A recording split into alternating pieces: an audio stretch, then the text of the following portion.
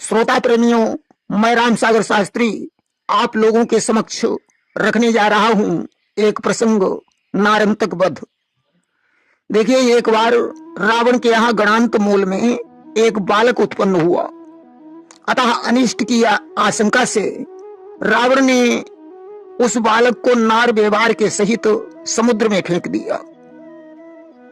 बरगद की जड़ों का दूध पी पी कर वह बच्चा बड़ा हुआ, जिसका नाम नारंतक पड़ा। बड़े होने पर नारंतक बिहुबलपुर का राजा बन गया।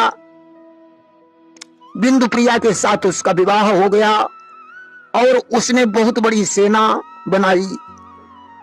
नारंतक ब्रह्मा का वरदान प्राप्त करके अजय बन गया। ब्रह्मा जी ने नारंतक से कह दिया था कि सुग्रीव के पुत्र दधिवल के अतिरिक्त संसार में तुम्हें कोई नहीं मार पाएगा। अहिरावण की मृत्यु हो जाने पर रावण को नारंतक की याद आई और उसने बिहुबलपुर से नारंतक को बुलवाया। पिता की आज्ञा का पालन करना अपना धर्म समझकर नारंतक सेना सहित लंकापुरी में पहुंचा कि अहिरावण के मर जाने पर रावण ने उसको बुलवाया। पितु आज्ञा पालन धर्म समझ वह वीर वहां फौरन आया। उसने आकर रावण को प्रणाम किया और पूछने लगा, पिताजी आपने मुझे किस लिए बुलाया है? रावण ने कहा, पुत्र तुम्हारे होते हुए सारी लंका का विनाश हो रहा है। आज तो तुम्हें राम के साथ युद्ध करना होगा। नारंतक कोई मामूली योद्धा नहीं था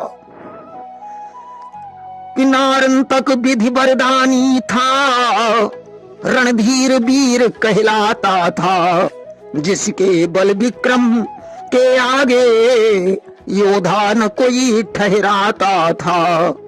नारंतक ब्रह्मा का वरदानी था। युद्ध में कोई भी वीर उससे मुकाबला नहीं कर सकता था।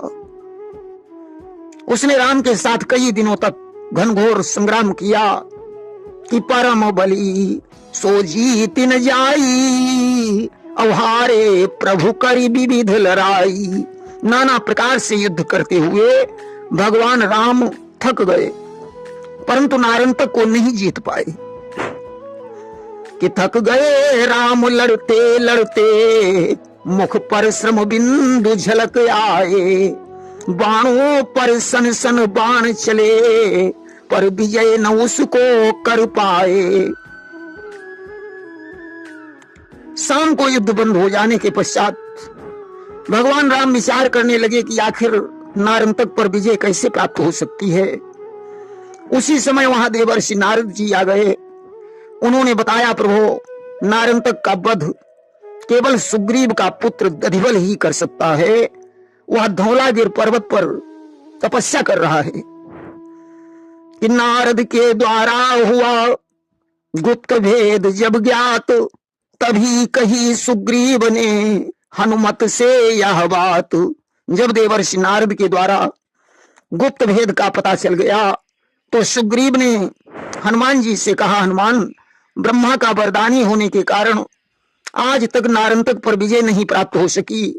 इसलिए जिस तरीके से तुम द्रोणागिरि पर्वत पर जाकर संजीवन बूटी ले आए थे, उसी प्रकार अब धौलागिरि पर जाकर हमारे पुत्र दधिवल को ले आइए।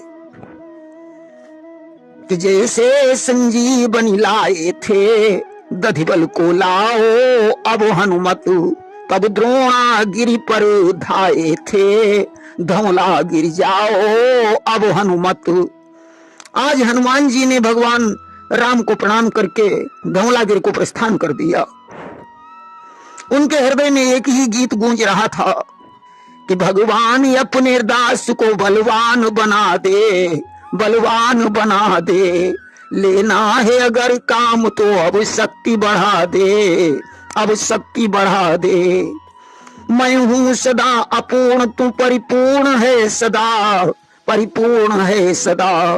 भिक्षा मुझे भंडार से कुछ और दिला दे, कुछ और दिला दे। आज धौलागिरि पर्वत पर जाकर उन्होंने दधिवल को देखा, सुग्रीव का संदेश सुनाया।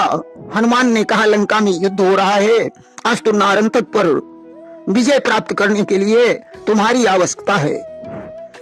आज पिता की आज्ञा का पालन करना अपना धर्म समझकर दधिवल ने हनुमान के साथ तत्काल प्रस्थान कर दिया।